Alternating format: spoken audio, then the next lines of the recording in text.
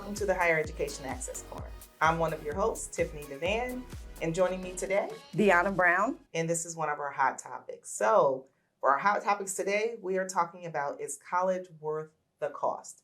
This is a big topic that we've been hearing about from time to time. So Diona and I thought it would be a great way to bring some good information to you and possibly a debate or just some additional viewpoints on whether some will think college is actually worth the cost. Now, one thing I wanted to talk about, Diona, before we actually get started, and I hear this a lot, is I'll hear a lot of folks saying, I don't think college is worth the cost. College costs too much. And others will say college is not for everyone. Those are two big things I hear.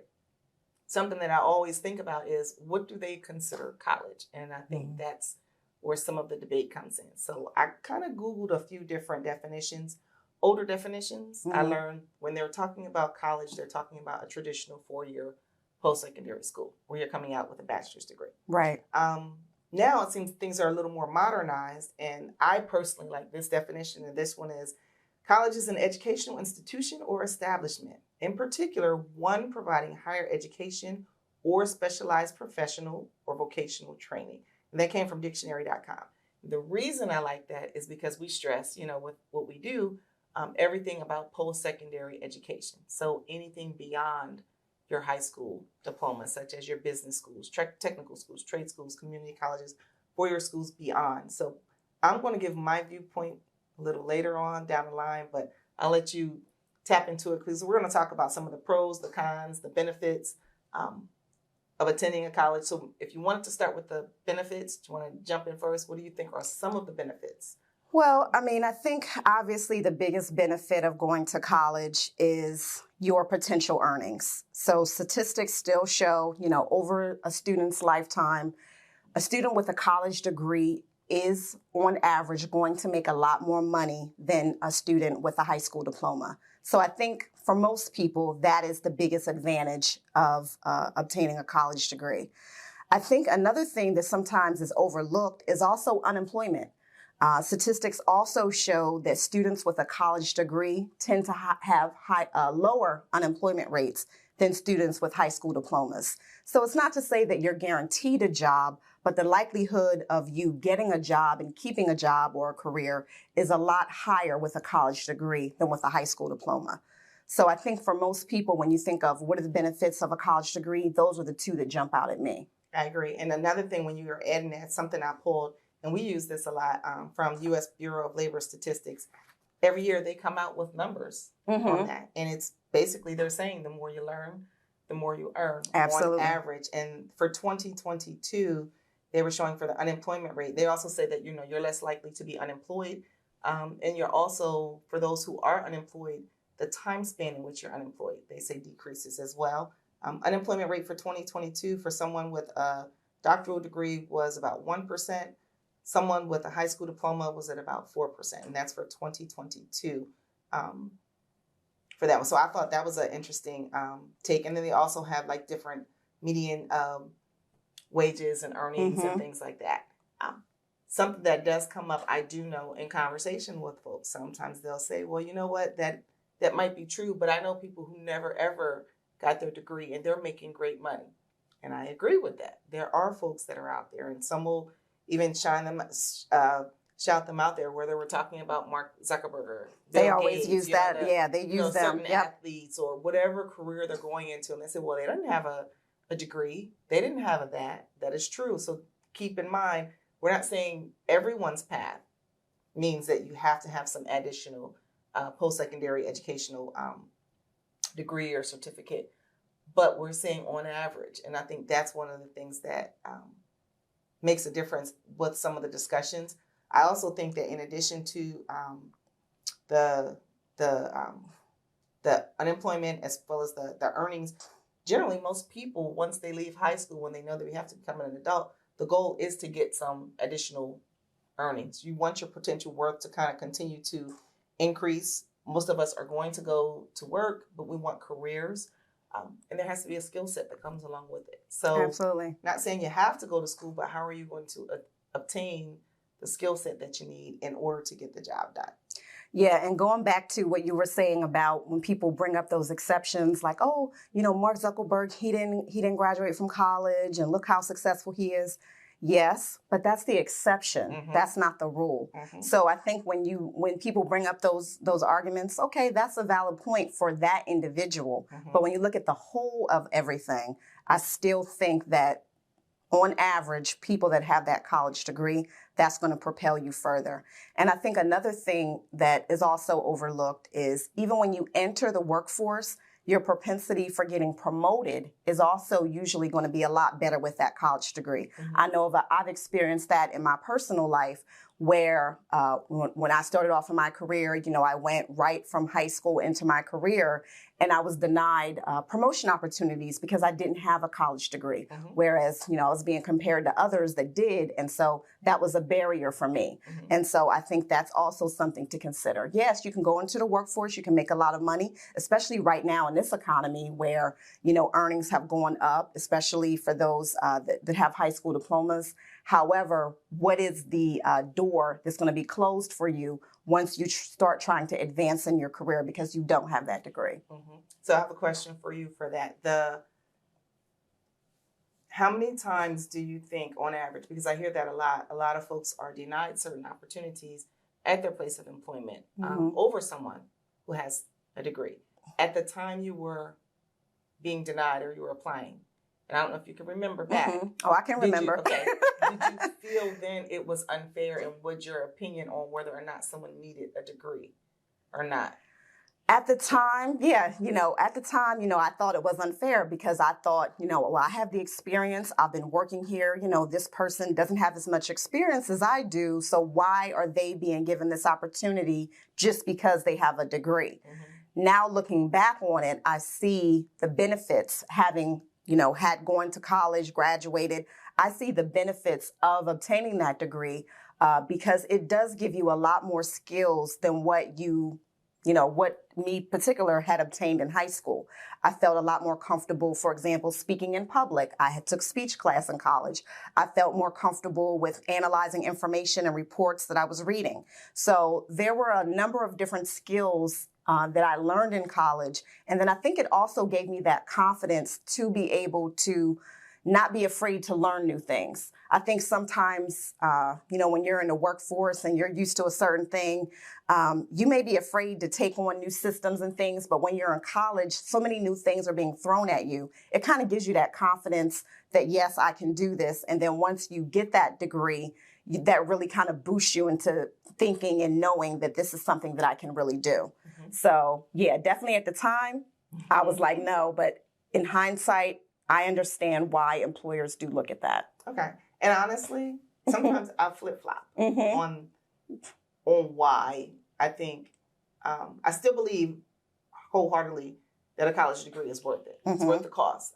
We'll talk a little deeper on to the whys and some tools to help folks like really figure out an affordable way to get it done. But I do agree that experience does play a part. And I also believe that the degree or the certification or the extra learning that you're going to get can play a part as well. I think a nice balance is what makes for the ideal employee under certain circumstances. But the one thing I believe is if I am the employee looking for a particular opportunity, I have to understand I'm working for someone else. It's what they want and what they're looking for. It's not what I want. So if I want to work for them and and move up the ladder with them, then I have to conform to the minimum requirements that are there at the time. And that's something I think I had to learn and understand and say, okay, well, if this is what it is and I want to take this particular path, then I will do that.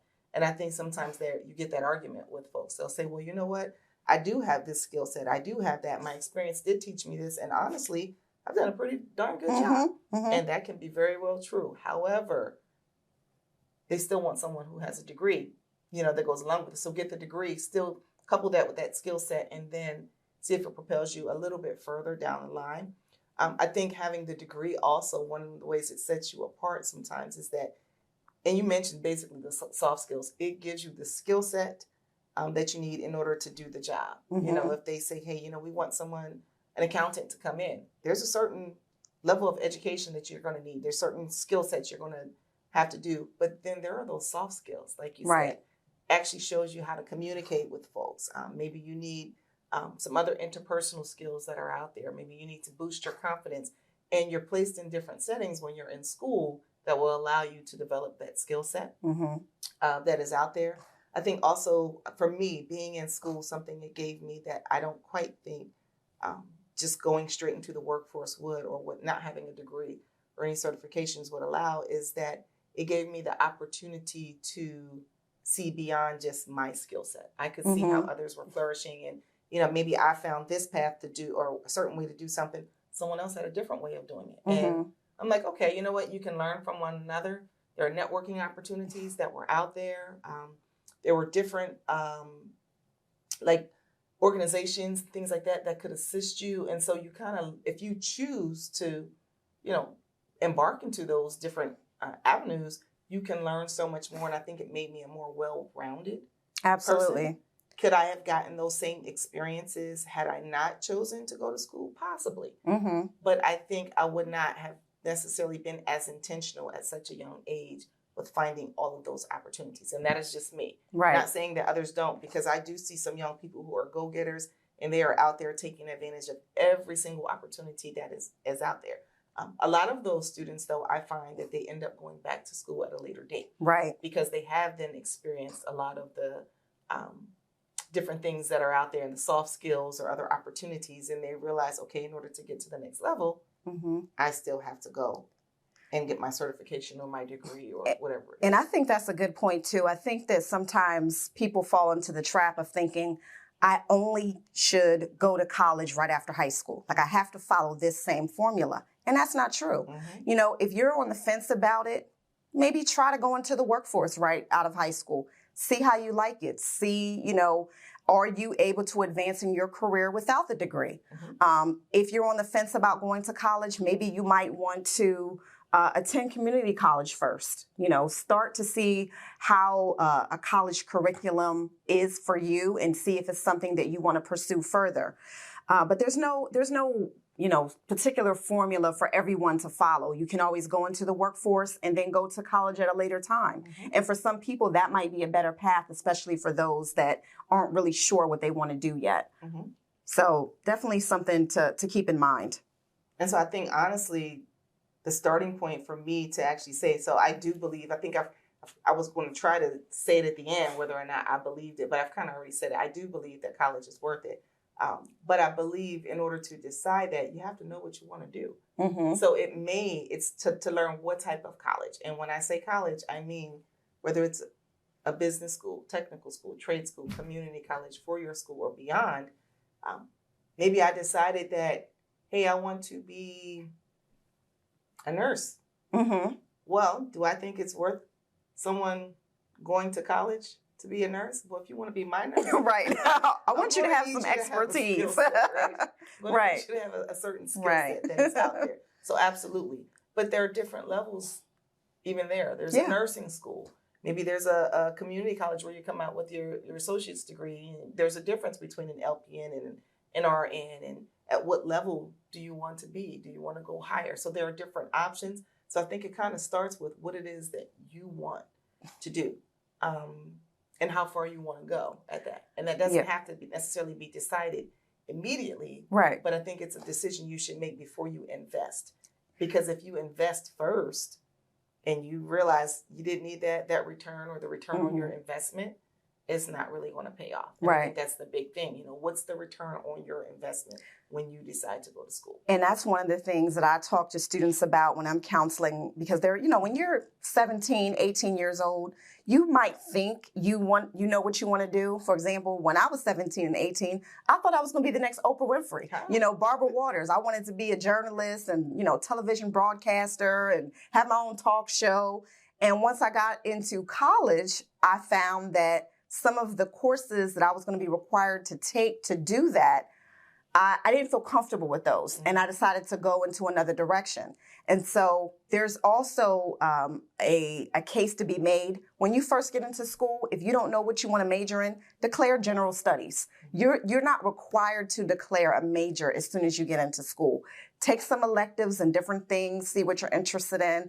The other thing that I think is the beauty of college is that it opens your eyes to so many other careers than the typical ones that you might have heard about in high school. Like, I feel like when I talk to high school students, you always hear the same couple careers. Okay, what do you want to, what do you think you want to go for? Oh, I'm going to be an engineer. Do you know how much math is required for that? Do you know all the requirements that you're going to need to do for that? Oh, I'm going to be, a doctor. I'm going to be a nurse. I'm going to be this, I'm going to be a veterinarian. And those are all great careers, but there are so many other careers that you're probably not even aware of. But once you get to college, you can really take time to see and experiment with different electives to see different things that you might be really good at, but you weren't aware of until you went to school. Good point.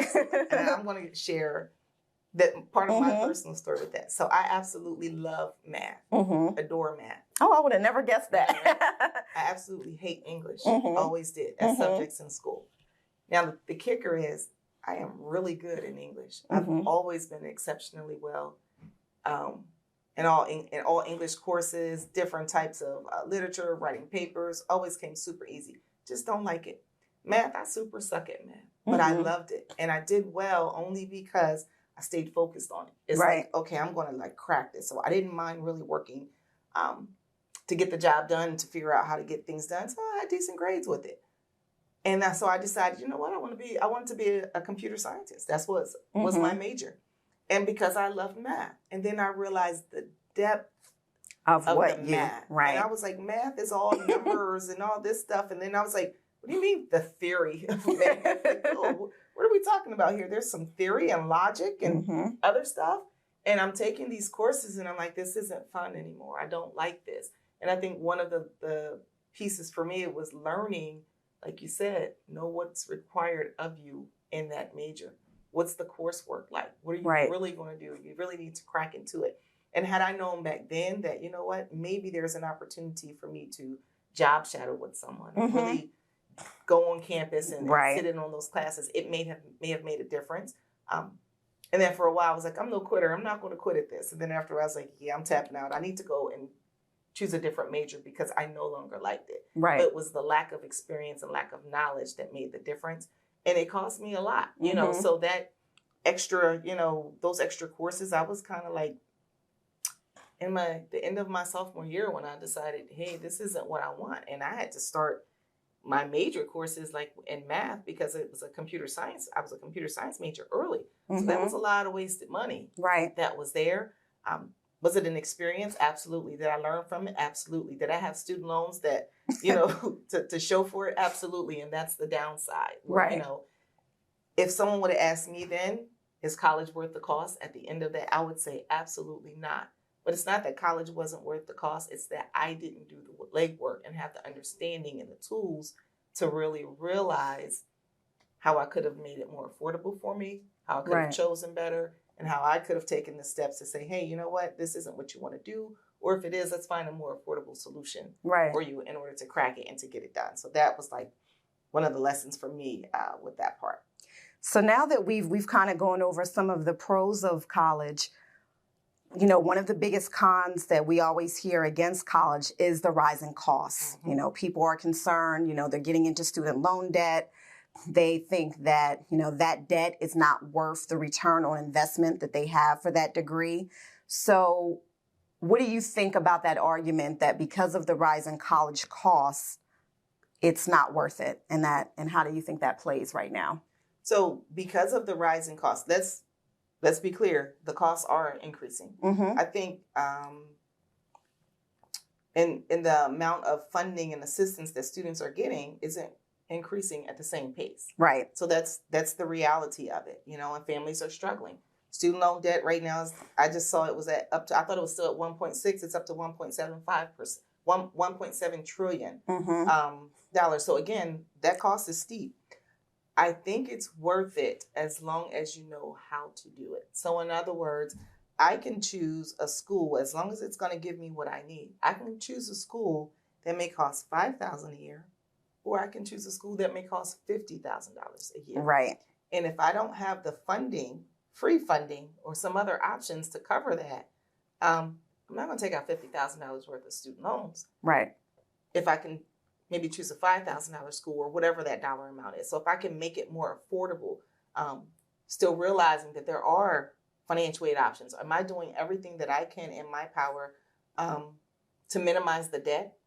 Did I do everything in my power to be sure that I research those schools that are out there? I think then it is worth it. I think one of the problems nowadays is financial literacy is not a requirement in Pennsylvania. So there are a lot of students who go through up to their senior year in high school. They've made their decision about a school based on someone else's recommendation without looking at the school. They haven't really mapped it out financially to see, is it really a good investment? Right. What's the return on your investment going to be? You know, and it's kind of like, if you're going to end up with like $30,000 worth of student loan debt, and you know the starting salary for your major is not really even going to start out at $30,000. It's not necessarily worth that particular debt that's out there. So in that sense, it's not that college isn't worth it. It's the manner in which I think it's being funded, right, to me, that makes it not worth it to do it in that way. Right. You find a different way. I mean, and that goes back to when we're talking about the funding. Look how many students we see that don't apply for the scholarships that are out there. You know, we beat it. Hey, there's money out there to be had, but you do have to do the legwork. You do have to do your research and apply for that free aid that is available. And then you also have to be a wise consumer. You know, when you're searching for a car, or you're searching for a house, the cost is definitely something that people consider. When they're looking at different colleges, however, I think there's this mindset that, you know, hey, this school is great. I've always wanted to go to this school. I'm going to go there regardless of how much it costs. You still have to be a smart consumer when you're selecting a college. So that's why it's important to apply to a number of schools, see what type of financial aid that school is offering you. It could be a more expensive school, but they might be offering you a pretty good financial aid package, meaning, you know, either free money from the school or things like that. So you do have to compare and contrast and look at the cost as well when you are selecting a school. Understand the net price. And we've talked about that on previous episodes. Yeah. Making sure you really, you know, and also compare apples to apples and oranges to oranges. In addition to that, something that I think information is key. So, you know, we're talking to students all the time. And if I ask a student, we're talking a financial aid presentation. What do you know about financial aid? I could be talking to a student in 9th grade, sometimes up through 12th grade, and the answer is the same. Well, they know about student loans. That's the first thing they say. They don't even say scholarships over student loans. Right. First thing that comes up. And I'm like, well, what about scholarships? Well, don't you have to pay that back? No, right. I get that too often. And sometimes I'll say, okay, when you're thinking about a school, what type of school are you looking into? Some of them haven't started doing that. Or if they did, they list these schools and they're listing these really, really pricey schools that I already know. And I'll say, well, how much does that school cost? I don't know how to look at that. Right. You might want to look at that. College fair, yeah. Did you ask that question? No. So that it's not even on their mind yet. Right. To start asking those particular kind of questions about what's cost. You know, how much is it going to cost me? Not just the 1 year, but for the entire program. The entire time it's going to take you. How are you preparing for it? And I think if those discussions started, basically when they're born, you know, when parents are, you know, having their kids, if you start these discussions to start thinking about different career options for your kids, what type of career are they going to go into, and then what type of school is going to be required in order for them to obtain the education level that they need in order to start that particular job. I think that makes a difference. Yeah. And I was just going to say, too, in having conversations with students, another thing that I've noticed a lot is that a lot of students are looking a lot at out-of-state schools, not understanding how much more they're going to pay because they're going to a school out of state versus staying in the state that you reside in, where you're going to get that in-state tuition discount. And not saying that you can't go to a school out of your state of residence, because a lot of students do that, but understand how that's going to impact your cost and understand, is that worth it to you?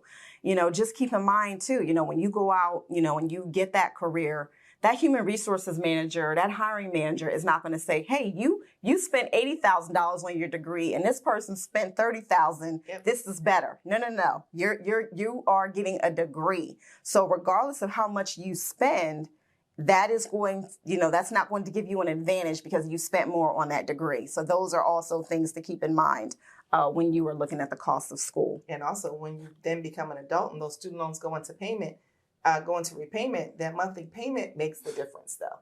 Do you have a student loan monthly payment of $0, $50 or $550 or more? So again, cost does make a difference. Research makes a difference also. What about the person that says, well, college just isn't for everyone?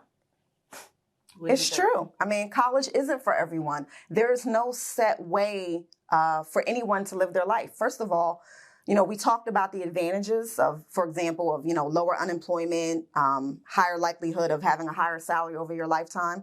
But that might not be the driving force for someone. Maybe they're really passionate about a certain career that doesn't require a college degree. That is something that's valid, and it's something that people, should be able to pursue. So I do agree with that. College isn't for everyone. Some people decide to go into the military. Some people decide to go right into the workforce and have very fulfilling lives. So yeah, I don't think that college is for everyone. I have people in my family that are very successful. They became an entrepreneur. They didn't, necessarily get a college degree to do that. Mm-hmm. So I think that there's a lot of different options out there.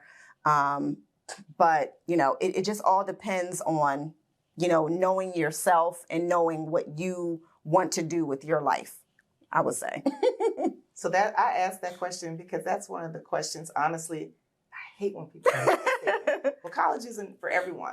And while that can be a true statement, it doesn't have to be. And I don't like for when people push that narrative on someone who's not yet even begun to think about what it is they want to do. Mm-hmm. It's almost like they're kind of forcing them to go this way. Right. And for me, I'm like, but it can be for everyone. And again, when I say college can be for everyone, I really mean a post-secondary education. So I mean that definition I gave in the beginning. Mm-hmm. Maybe it's a certificate that you're going to end up with. Maybe it's an associate's degree. It can be. Doesn't mean it has to be. But I've also heard people say, you know what, you're not college material. Now that I don't like. And I kind of almost grouped that one statement together, and I think they're basing their experiences or what they see. But I'm like, you know what? I think I'm not here to kill anybody's dream. Mm-hmm. So I tell kids, dream big. Go for it. So for me, when I hear people say college is not for everyone, I wish that they would always expound on that statement to say, no, but it can be for everyone. But you decide what you want to be. And then once you've decided that, look at what's required in order to get that. And then are you willing to put in the work in order to get this done? Are you willing to, be dedicated and committed to this? We were talking to someone who helps us out with this podcast all the time. And that was one of the things that he was saying. He may not want me to say his name. So I'll say our one of our main guys who really, really helps us out. One of the things he mentioned was, the dedication behind that, the commitment behind that. So you have to make sure that you're going to be dedicated to actually seeing it through. Are you committed to actually, getting the work done, doing the research on your different schools? Are you also going to be committed to even completing the financial aid paperwork? If you want to go to this particular school and you want to do this, and maybe you don't even think you have the skill set to get it done.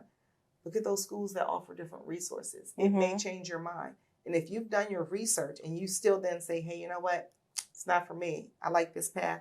Then I think you made the best choice for yourself because it's an individual choice. Right. But I think when people say that in the beginning, I just always cringe like, well, where are you going with this? Like, right. Don't discourage them. Yeah. And don't throw it off the table before they even get a chance to look at it. Let them throw it off the table if it's not for them. But I think it can be for everyone.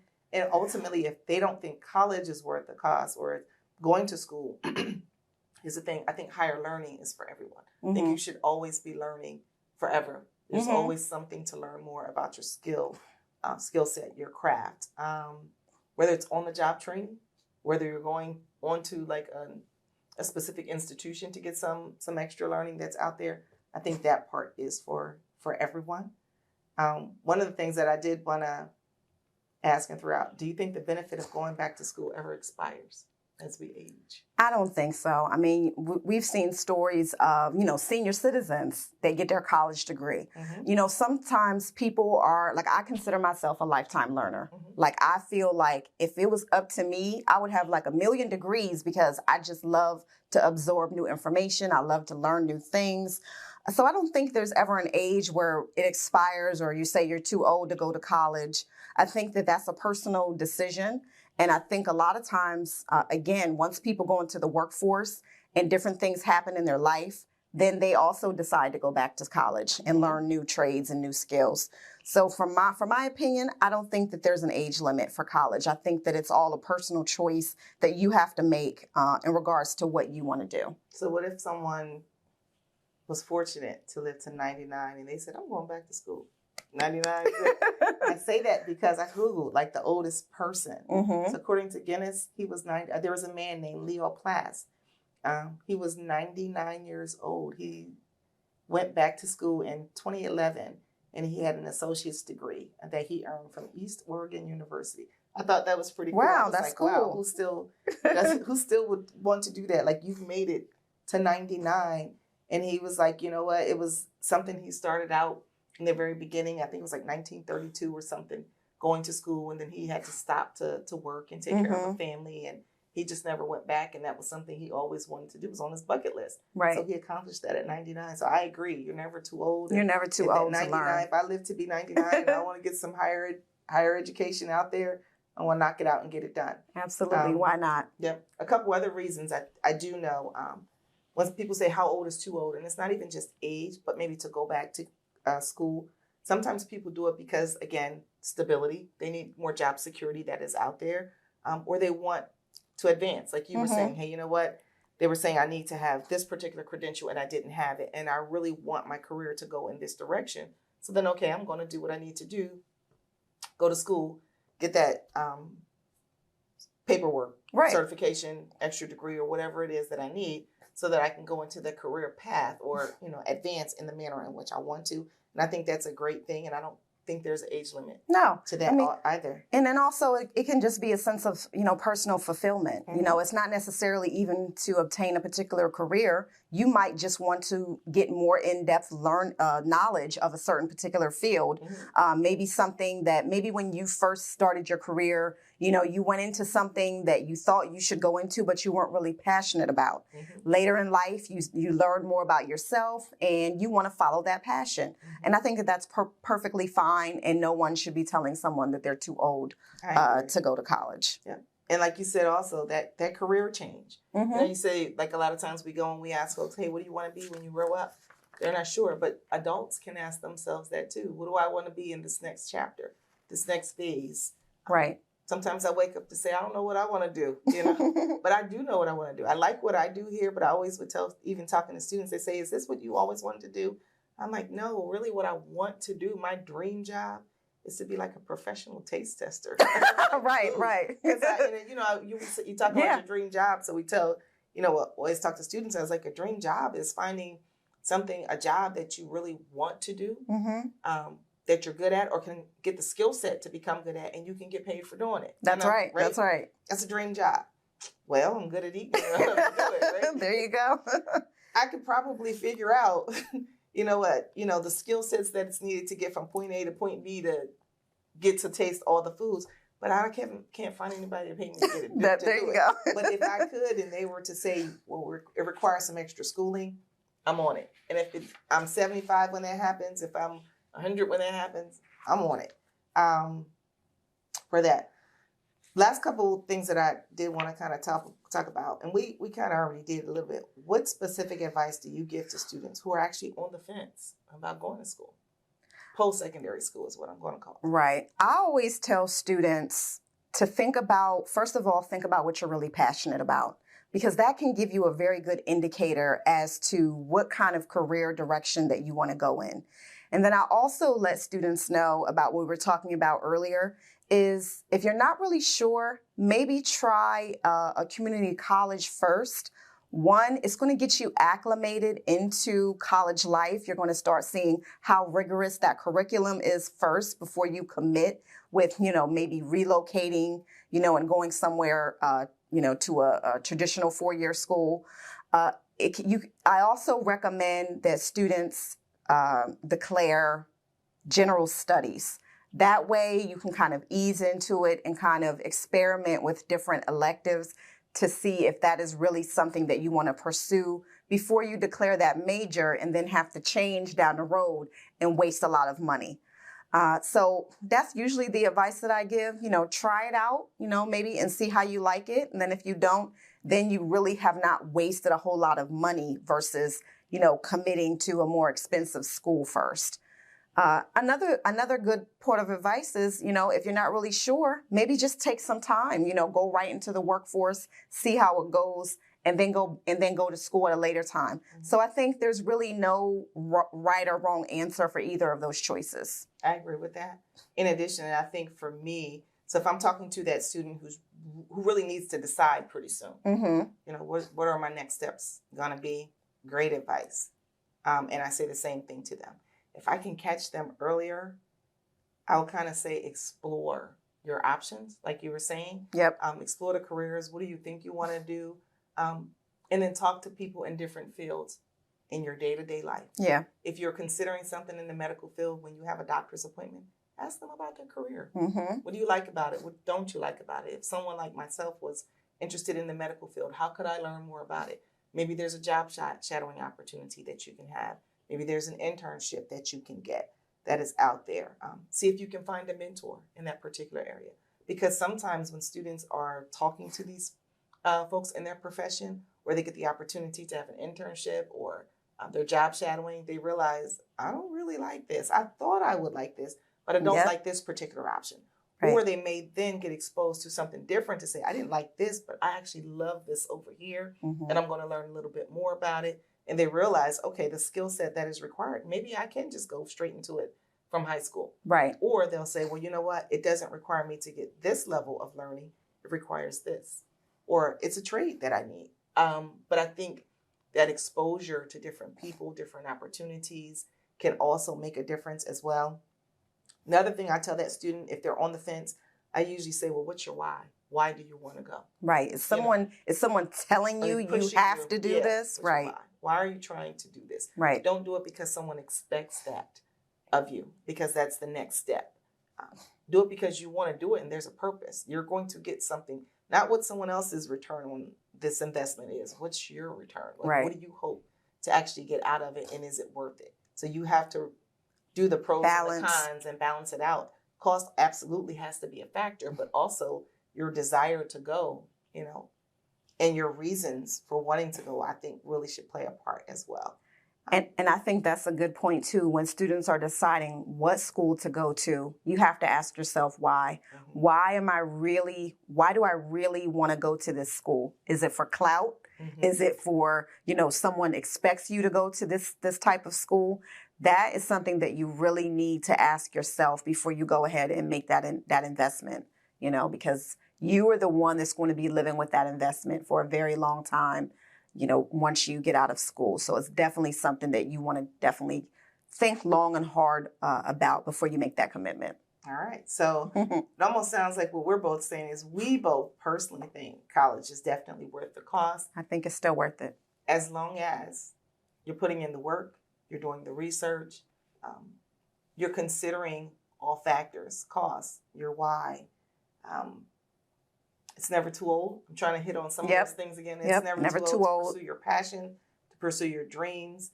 The good thing is talk to the experts that are out there to help you make these good, sound decisions, because you can decide on whether or not you want to go to school, but you want to make sure that you're making a good, healthy financial decision on which school is the right school for you in order to get done. And I don't think, like you said, it doesn't have to be this really costly school. There's so many different paths to get to, your goal. That's what we want folks to take. That's one of the takeaways we want everybody to have. Also, just off the top of my head, a couple resources if they're looking for it. Of course, there's PHEAA.org, and we have our educationplanner.org. That's a great website. Whether someone is just trying to get some understanding on financial literacy in general, like what is a student loan, what are scholarships, different types of careers that are out there, starting salaries that are out there, kind of gives you what to expect what type of schooling is needed in order to go into certain particular fields. Department of Ed also has great websites, studentaid.gov. Of course, that's the one for financial aid. And then the main one is slipping my mind that we go to all the time that has the net price calculator in it. Collegecost.ed.gov. Yes. I say that all the time. Right. I almost forgot now. That's also a big one, and it has so many different opportunities. Any others you can think of that I may have forgotten for that? When looking for scholarships, I always recommend check out fastweb.com. That is a huge national scholarship website. And also, if you are coming out of high school, make sure that you're checking with your counselors on local scholarships that are available, because those have a much higher likelihood of you getting those because there's less competition. So, two other tips. SmartBorrowing.org. I almost forgot about that one. That's a great one as well. We've mentioned them all before, so hopefully everyone remembers what they are. If not, just go check them out, and then you'll be pleasantly surprised on those. Anything else before we? I think we've kind of covered what we wanted to cover today. So, all right. So to all of our listeners, we thank you for joining us once again for another episode of our Hot Topic segment. And I'm Tiffanie DeVan. And I'm Diona Brown. And we'll see you soon.